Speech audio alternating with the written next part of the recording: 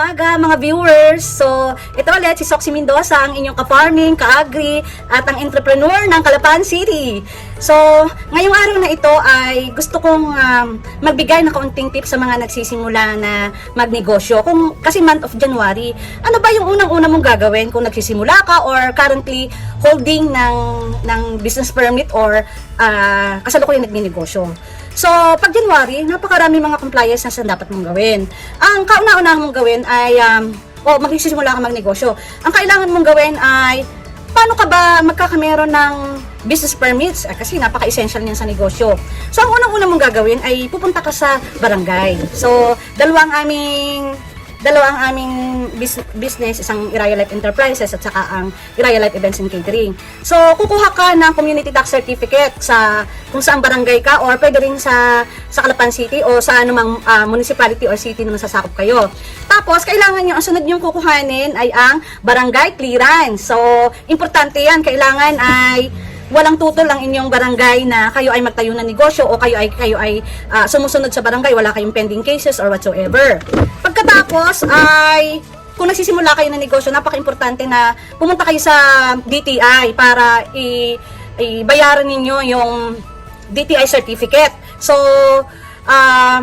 kapag nakapag-rehistro kayo sa DTI, ay bibigyan kayo ng 30 days para makakomply sa mga compliances gaya ng business permit, BIR 2303 or BIR certificate na kung saan naka-specify doon kung anong business lines meron kayo. So, natapos na kayo ng community tax certificate or cedula at may barangay clearance, pwede na kayong pumunta sa inyong municipality or sa inyong city para kumuha ng ng inyong business permit. So, babayaran nyo yan. Pwede rin nyo itong bayaran kung ito ay quarterly, kung nagsisimula pa lang kayo. Ang munisipyo or ang city ninyo ay magtatanong sa inyo kung gusto niyo bang bayaran na yung whole year. Kung nag-uumpisa pa lang kayo, pwedeng quarterly. So, pwede rin naman na annually. Pero ako nung nagsimula ako ng 2017, nung umuwi ako galing sa pag-abroad, I've been an OFW for 11 years.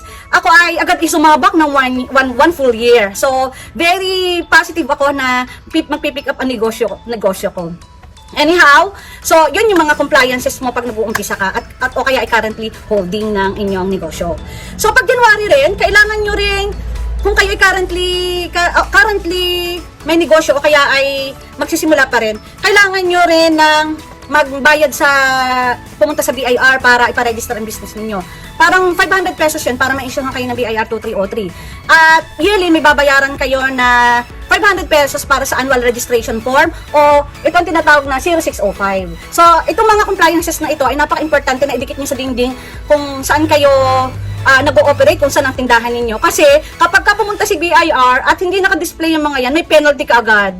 So, I don't know kung magkano ang penalty diyan. So, ang experience na mababahagi ko sa inyo during my first year of operation, talagang ako mismo yung gumagawa ng libro ko, ako rin yung nagla-lodge sa BIR, ako rin yung gumagawa ng FS namin. So, kumbaga yung lahat ng business from A to Z ay ginamay ko talaga, kumbaga ako na lahat, ako na rin yung accountant, ako na yung delivery, ako na lahat.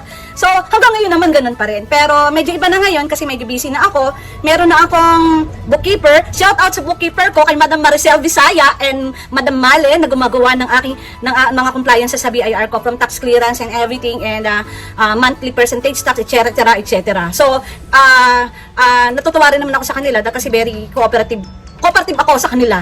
Okay. So, yan yung may babahagi ko kapag January. Okay, mga viewers, makikita nyo rin naman na nandito ako sa bahay namin. So, wala talaga akong place talaga. Meron akong pwesto sa Calero. So, but yun ang pinakang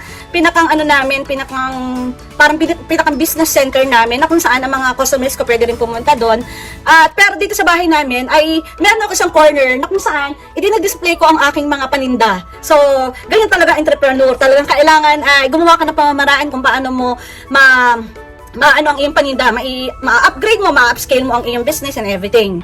So, shout out sa mga kasama ko sa MSME, sa mga OMPC members sa kooperatiba. So, at sa aking mga naging kaklase sa Mentor Me. Shout out din sa DTI na talagang tumulong sa akin mula noon hanggang ngayon. So, ngayong araw na ito ay ito lang yung may babahagi ko sa inyo. Pupunta rin ako sa Agilion Tracking kasi may pinadalang supplier ko ng mga packaging at pipick upin ang abang lingkod ninyo bago ako magpagmula ulit ng mga gawain dito. So, ngayon pa lang ako nagpapasalamat sa inyo for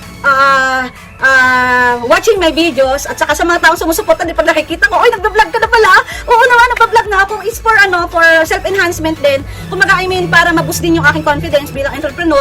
Para rin yung makapagbahagi din ako kahit paano kung anong skills mayroon ako. At the same time, ay maging busy rin ako. Kumbaga, busy na talaga ako araw-araw. Kaya lang, ay gusto ko naman, for change, para naman ay makatulong din ako. And at the same time, mas maging busy pa lalo ako. I love being busy. So, mapapansin nyo, hindi ako ganun ka-expert sa pag-vlog. At the same time, hindi rin ako ganun ka-expert sa pag-i-edit. Ako rin na nag-i-edit. Wala pa nga akong mga background music, blah blah blah, kung ano, yung pala dapat loon.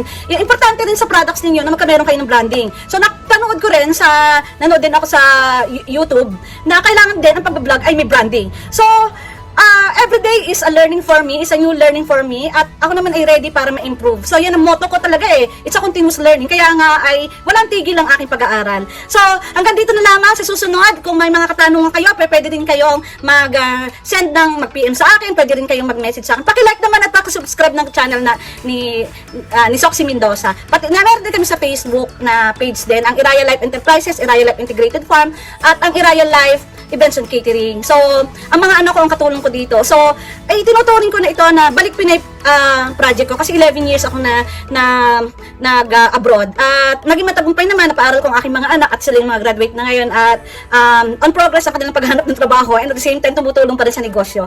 So, shout out sa mga nanay at rakiterang nanay kagaya ko. Magandang tanghali.